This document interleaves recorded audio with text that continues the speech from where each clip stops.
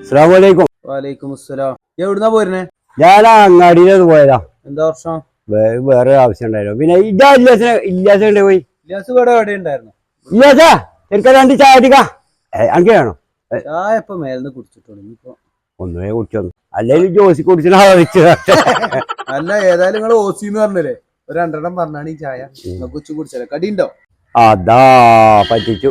മറ്റോ എവിടുന്നാ ശരിയല്ലോ ഇല്ലാസാ ആള് കൂടെ വേണത് നോക്കൂല.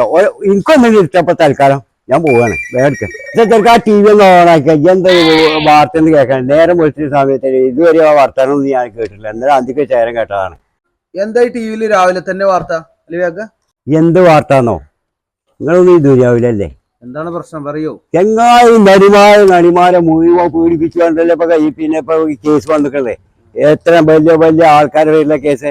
അപ്പൊ അതൊന്നും കേൾക്കാൻ ഒരു വലിയ കമ്പല്ലല്ലേ? നമ്മൾ ഈ മൊബൈലിൽ കാണുന്നത്. എന്ത് മൊബൈലുള്ളത്?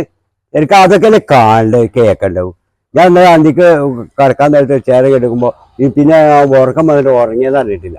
കണ്ടോ അതല്ലേ പറയുന്ന കേക്കെ എന്റെ മോശക്കല്ല അങ്ങോട്ട് നോക്കാം.